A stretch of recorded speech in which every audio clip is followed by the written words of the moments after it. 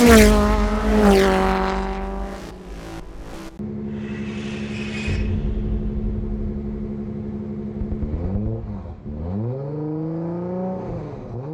the dramas on stage one centred on the ProDrive BRX team, but today it was the turn of Toyota to suffer. South African Henk Lattigan lay second overnight, but was forced out of the dunes with a misfire.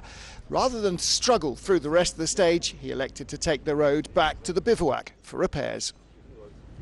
We started the stage off okay, everything was going well, and shortly after that we started getting a misfire. So something obviously went wrong inside the engine. We tried a lot of things to try and fix it. We have some tools and limited space in the car, so myself and Brett stopped in the stage to try and see what we could do. And we tried everything that we have inside the car, and unfortunately we couldn't fix the problem. So we came out the stage and back to the bivouac to save the engine for tomorrow. So the mechanics and engineers will work today and tonight to see if we can get it back up and running and carry on for tomorrow. After the dramas for arch rivals Sebastian Loeb and Gilles Chicherit on the first stage, you'd be forgiven for thinking that overnight leader Nasser Al-Attiyah would take it easy to try and guarantee that he had no problems. But he had other ideas. Fastest at each checkpoint. Why? Because points are available for winning each of the stages, and with overall victory now impossible, Loeb would doubtless be targeting those in a flat-out attack.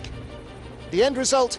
Victory on stage 2 for the Toyota, almost 8 minutes ahead of anyone. Once again proving fast and equally important, as bulletproof as on the Dakar. Yeah, it's very difficult stage and not easy. We have 2 times big impact, you know, and it's a little bit shoulder is not really 100%, but okay. We finish and we are quite happy. Yesterday's disasters saw WTRC Championship leader Sebastian Loeb's day ending on a recovery truck. A complete engine change by the ProDrive BRX mechanics in record time would allow the Frenchman to start today's stage, but at the cost of over 66 hours of penalties. So he'd be living up to the name of his car, the Hunter, as he tried to wrestle vital points away from his arch rival.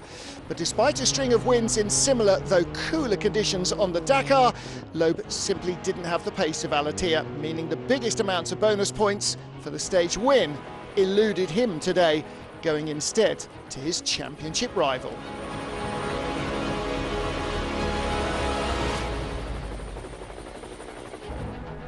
Saudi Arabia's Yashir Al-Raji finished stage 1 in a fantastic second overall. His pace on the Dakar had hinted at such potential, and now he was delivering.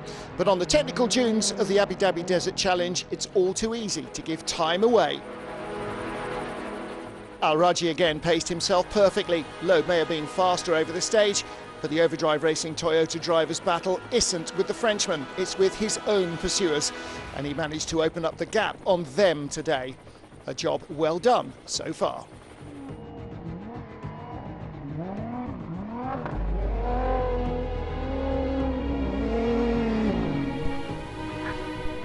Almost the first thing that Martin Prokop will have seen on stage 2 was a Toyota struggling in the sand. Even if he didn't know who it was, from very early on, he'd have known he was potentially up to 3rd overall. A little under 4 minutes behind second-placed Al-Raji's Toyota overnight, the Ford driver lost a further 2 minutes and 41 seconds. But after 2 days in the desert, will go to bed happy on the podium, 3rd overall.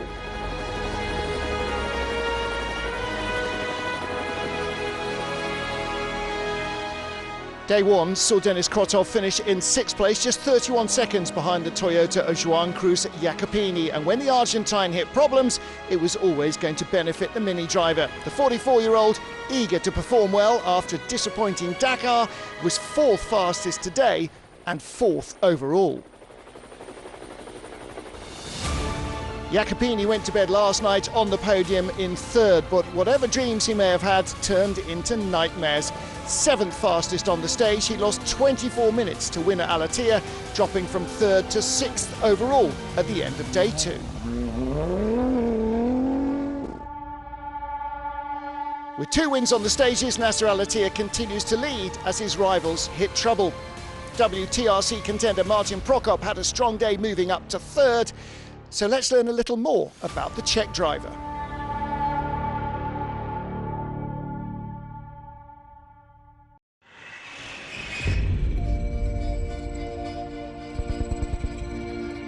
In 2010, we bought the project for the Dakar, and the car was really ugly. You know, if you give some name, it's more friendly, and maybe the approach to the car is nicer. We said, how we will call this car? And something, and they said, it's so ugly, like a Shrek. And then the guy said, it's really good. So since that time, it's Shrek, and you can see that a lot of people they like the name. And for us, it's very easy. Like always, you know which one is the Shrek. So it's nice.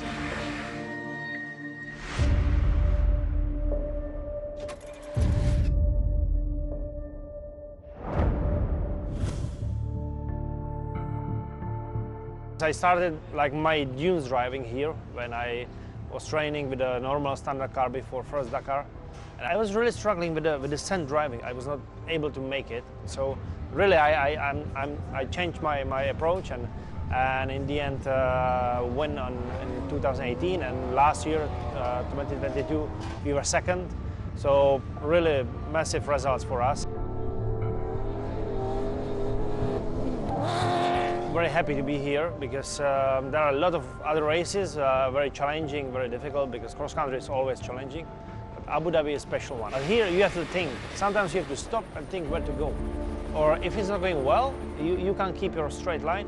You have to go around. You have to go left, right, whatever. Just keep going, and don't get stuck. So it was really big, like mind changing. Now I understand how happy I can be and how lucky I am. Most of the time here I am in the office and I'm working on our company. But to come to the race, I'm really feeling like nice. It's a different atmosphere, and I'm a little bit more enjoying now. Before I was stressed, and now I'm looking forward to go to the race and have some fun. I don't want to say holidays. It's not holidays, but for a hat, you know, it's amazing because it's all about the hat. You don't give up, you know, to fight and keep going. It was this year, the Dakar, it was absolutely about keep going. Because sometimes it's going wrong and you have bad days, and if you are strong in the head and keep going and having still some enjoyment, you can really achieve big results.